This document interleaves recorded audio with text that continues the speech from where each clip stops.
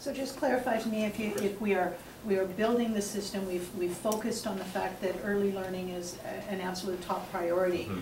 As those early learners move into the intermediate level and the high school level, tell me how increasing a class size and putting more children in with needs into those intermediate classes, how that is going to benefit the fact that we've already said that early learning is important. We move those children up, and we all understand that being able to focus, being able to keep on task, being able to work individually in a classroom is of utmost importance. If we are going to increase class size and change the composition of those classes, how then are we saying we are improving and moving good to very good when, in my eyes and the eyes of other teachers, we are making it considerably more difficult for children to learn in the intermediate levels with what is coming down? Sure.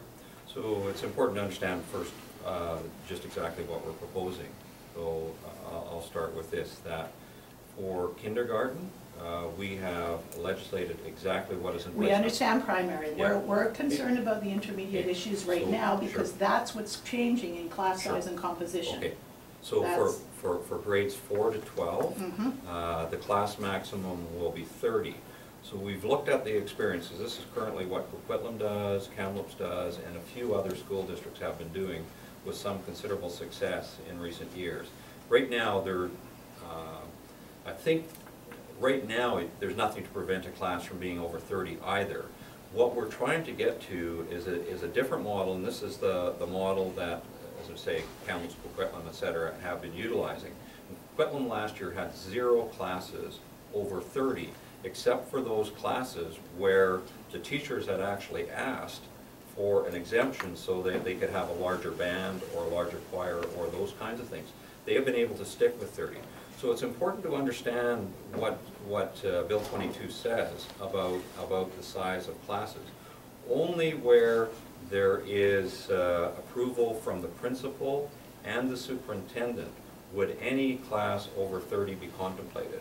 And generally, as is the case today, about 99% of the classes are 32 or less. The ones that are over generally are band or choir or classes that go to a larger size. But it'll be to the your principal in this case and your superintendent. They will have to sign off any classes over 30, ensuring that they are appropriate for classroom learning. So the big difference, though, between what is being said here and what has been the case in the past, or the case current moving to the form, is we've said this is the model we're moving away from. And the model we're moving away from says a maximum of 3 special needs kids in a class, and where you go beyond that, the principal and superintendent have to be engaged to sign off that it's learning appropriate, that there should be more.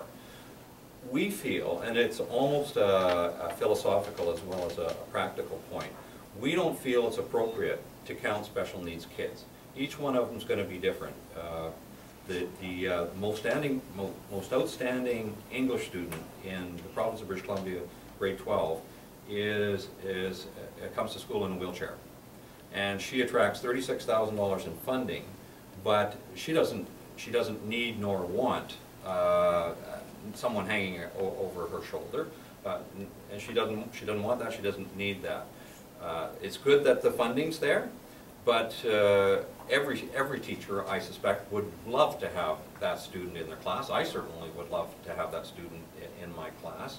So what we're saying to the principals, the superintendents, the teachers, is let's look at, as we start, and your principal very soon will be starting to look at your classroom construction for the fall. Let's look at each child as an individual. Just because they're in a wheelchair, of course, doesn't mean anything in terms of whether they're going to fit well into a classroom environment. There may be lots of examples of kids who have a designation, who attract special needs funding, but who can easily be accommodated in a classroom. Then there will be behavioral, severe behavioral challenges, and those emerge. I've seen it, and I know you've probably all experienced it as well, and it's horrifically frustrating for you as a teacher. Because what we're saying is in cases like that, one may be the maximum. And in fact, if the behavior is of such severity, we may have to find a way that it's accommodated only partly in a classroom setting and partly in a self-regulated area of the school. This is one of the theses that Dr. Stuart Shanker brings to us. And if you have 20 of those children in your catchment and they come into your school, how are you going to work out having one per classroom? Well, that will be... Because that certainly is not the case, and it will not be the case in the future. We already have a situation where we have, 5 of those children you're speaking about in every intermediate classroom. And that's the norm. So what do we do with those children? If we say we're only going to take one, where are those other 4 or 5 going to go? Well, I mean, that's a good question. I don't know, and that's what we, and there's no magical answer to that, regardless of what we do or say around the number of special needs. I mean, what would you do now? I mean, you got the kids. We got to accommodate them somehow. So it's a challenge under the current model. It'll be a challenge under the future model.